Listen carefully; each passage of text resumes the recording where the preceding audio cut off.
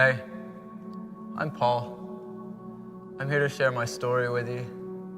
Hopefully it'll help those of you out there that need it. I was totally regretting my choices. I didn't get the grades to do what I loved, PE. So I was stuck with these subjects that I really didn't understand and couldn't be bothered with. And add to that, this pressure of some big life-changing exams looming in the not-so-distant future. Mock exams even closer. I can see now, I was depressed, but not back then. Not when I was in it.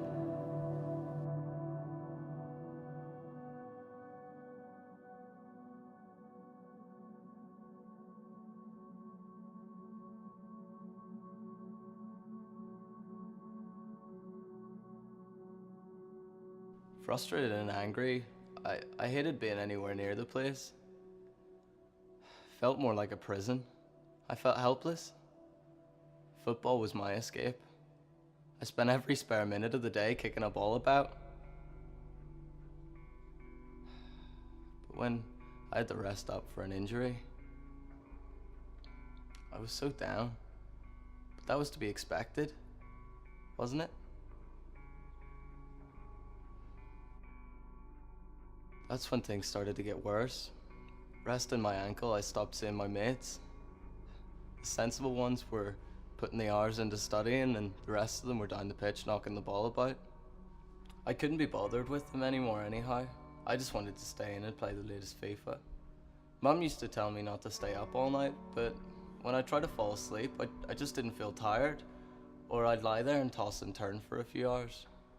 It seemed pointless to try. My exams were approaching and my concentration was bad. Because of that, I got even more anxious. I developed a short fuse. I would lose it at any given opportunity. I don't know how my mum put up with the abuse. I hid in my bedroom. I didn't want any contact with the outside world. I let my phone ring off. I didn't reply to messages. I avoided social networking sites like the plague. The last thing I wanted to hear about was how fun and exciting everyone else's life is. No one really understood. I kept it all in. I just felt sad and lonely all the time. Mum could see that I had changed. I'd become an angry recluse. I couldn't face going into school, so I just played the sick card and stayed in bed. I was sick, but I didn't quite realize it.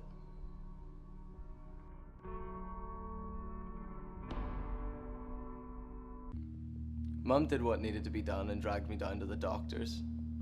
That's when I first found out I had a problem. I was depressed. What does that even mean? What does it mean to be depressed? The doc explained that depression can affect anybody, and it's more common than you might think.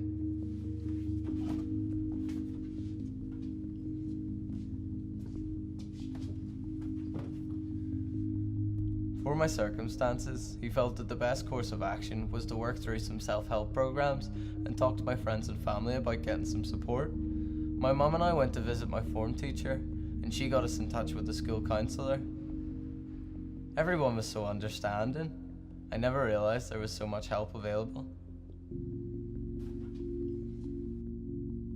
The doc suggested that even though I couldn't play, I should go and hang out with my mates, and had a few other suggestions on how to look after myself, like exercising a bit every day, cutting down on the milkshakes and fries, and just talking it over to my mum about how I was feeling.